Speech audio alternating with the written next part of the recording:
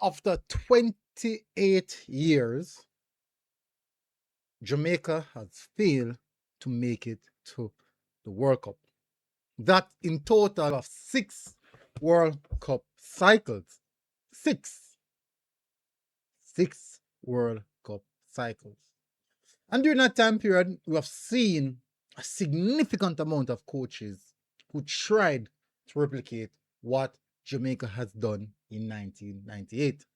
And in this video, I'm going to speak to you guys not in the facts of emotion, not in the fact of feelings, but pure facts. I'm going to give you some facts. I'm going to give you some statistics. I'm going to give you some data. And one of the biggest issue, I believe, is the reason why we hadn't qualified, or should I say haven't qualified since 1998, 28 years later.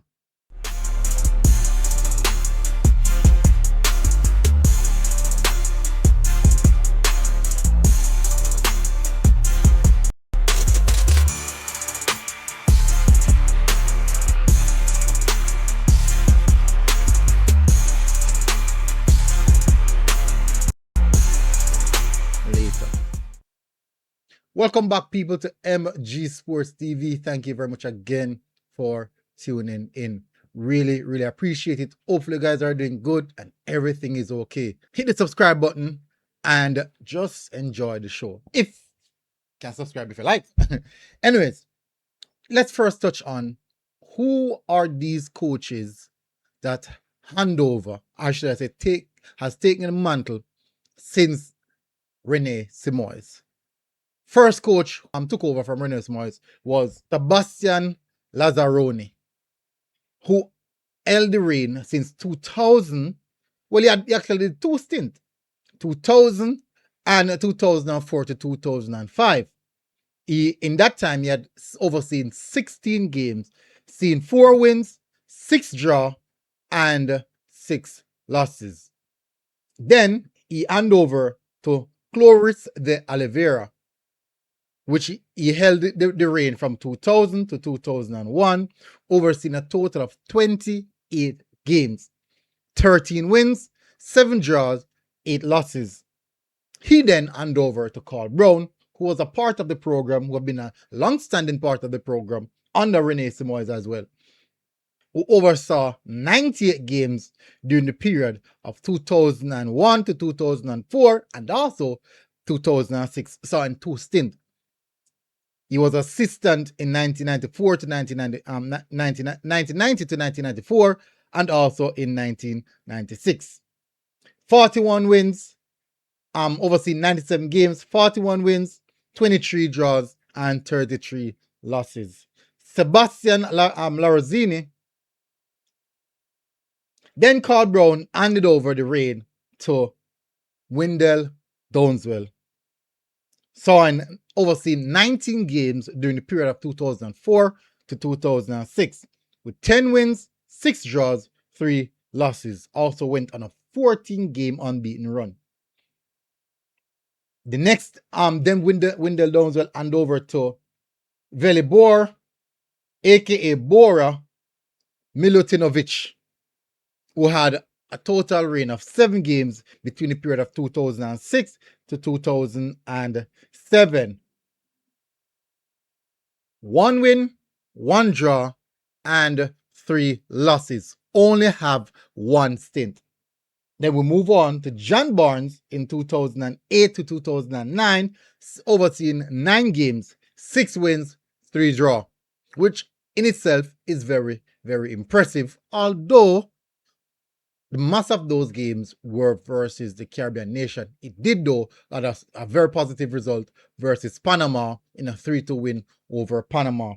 That in itself was quite impressive. He only saw 1 stint, then hand over to his assistant, Theodore Tapa Whitmore. Tapa Whitmore has seen 2 stints.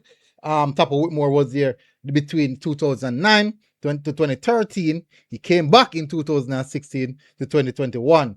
Overseeing 111 games, 56 wins, 18 draws, and 37 losses. Theodore Tapper Whitmore hands over to Schaefer, in which he was also assistant under Schaefer. Schaefer only seen one stint. During this period, Schaefer saw oversee 41 games between 2013 to 2016. That's when Tapper Whitmore took over from Schaefer took over from Tapper Whitmore, and then hand over back to Tapper Whitmore as well. 11 wins, 9 draw, and 20 losses. My apologies. 14 wins, 7 draw, and 20 losses. Then he handed over back to Tapper. As I mentioned, Tapper would hand over to Paul Hall during the 2021 to 2022 year, when Paul Hall became the interim head coach who only served for one stint for 10 games, having 2 wins, 3 draw, and 5 losses.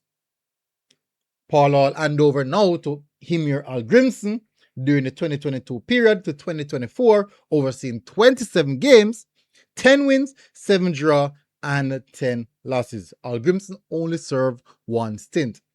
Then come in Steve McLaren. For a short time period, it was Merran Garden as the interim head coach. So Merran Garden had a stint in the 2022 as the interim head coach at the time in a 4-nation tournament in Austria. We lost to Morocco 3-0, and also drew with Qatar 1-1. Then certainly he was one of the names that kind of slip away. Many persons did not even remember that aspect. But again, then we moved on from, that was just before Himir Algrimson. Then we'll move on from Himir Algrimson to Steve McLaren, who had one stint with a total of 23 games, 11 wins, 6 draws, and 6 losses. So there's a total of 13 coaches who have seen the head coach role. I think Rudolph Speid now would make it 14 coaches who have seen the head coach role since we last went to the World Cup, or after Rene Simoes. Rene Simoes actually, he oversees Jamaica with 125 games, 54 wins, 34 draw, and 37 losses. Then now, we are now in the hands of, our future now lies in the hand of Rudolph Speid, who is the present head coach, who have overseen so far 6 games, 4 wins, and 2 defeats. Defeat number 2 came from Nigeria, 3-0 in the Unity Cup, and also the last playoff match day versus Congo, we lost that game 1-0. But as it stands, that is the situation that we have on our hands right now. Those are coaches who have passed through during a significant time of desperate, should I say, overly desperate attempt to try and make it to the World Cup. Lots of pitch patching, lots of patching. It's just a lot of chaos. Quite a lot of chaos. But what's going to happen now? One thing for sure, I have to say, and something that I listened to the head coaches, or the interim head coaches interview, and from that interview, quite clear. If you're smart enough, you'd realize that he will be the head coach of the national setup. But one thing that I said, and I think is quite crucial, and many persons might disagree, something that he said in that interview about the culture of the team. Now, we've changed many players, we've changed many coaches, we've changed many administrators as well, because we can't say this is the only administration who has failed us making it back to the World Cup. Can't say that's the case. So we have changed administrations, we've changed coaches, we've changed players, but one thing remains the same: the culture around the team. Now, yes, it has to start from somewhere, and I understand what culture means, and I think a lot of persons really don't understand what culture means. Things won't happen until culture change. Culture is mindset.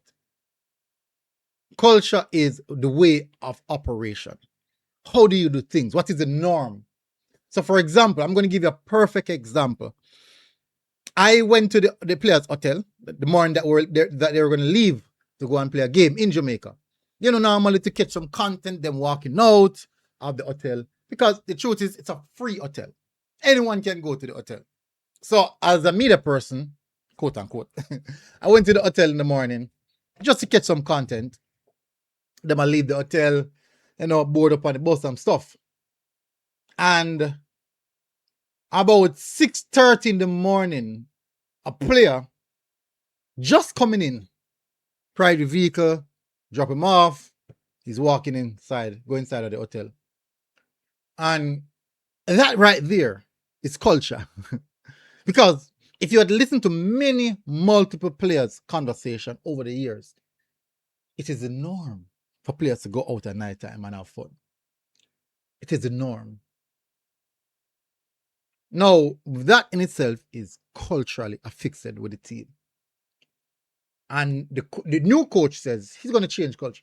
Now, a lot of persons don't want the new coach to be the head coach for various reasons. And I won't say they are wrong and I won't say they're right. Everyone has their reasoning behind why they don't want to be the head coach. But one thing all of us can agree on is that we definitely do need a cultural change where the Reggae Boyz are matters. Let me give an example. Another part of the interview said players pick and choose when they want to play, which game they choose to play in. Now, just for an example, Messi, Ronaldo, two of the greatest we have seen in the history of the sport, in the history of football. The moment a camp is called, whether sick, lame, or lazy, they want to be there. They will be there, adhering to whatever rules and laws that is governed by whoever the head coach is. And they have the winning mentality and they develop a winning culture, that environment. But I guess West Jamaica, we like break laws, right? We like to break laws. Players are human. They must have fun. But when we don't make it to the World Cup now, we blame everyone else. Even the players themselves blame others. But yet still, they themselves not adhering to a winning culture, a winning mindset. So, like him, love him, hate him, whatever the case may be with the new head coach, these are things that must change. Will he be the one to take us further? I don't know. But one thing we know for a fact, the culture and the mindset of the team right now has to change. We have to foster a winning culture, a winning mentality. And if that is the case, I'm telling you, some of the players are some of our favorite players. We might not be seeing them. We might not be seeing them again. But he might not be the person to really take us over the line. But one thing for sure, he might be the person to start that cultural change. Just might be. And guess what? I could be wrong. And I could be right as well. Only the future can tell. Big up on yourself, people. Smash the like button, hit the subscribe button. We know a lot of persons not gonna like this. I guess that's how I go. I'm not here to come and express my emotional feeling. I'm coming to express the truth, the fact, and most definitely possibilities of what might happen. We might not be the best footballing nation. But how can we want to be the best? How can we want to beat the best? But we want to operate in this manner? Can't work. Anyways, big up on yourself, people. Smash the like button, hit subscribe button. And I'll see you guys again. Until next time, MG Sports TV. Out. God bless. Boom. Outside.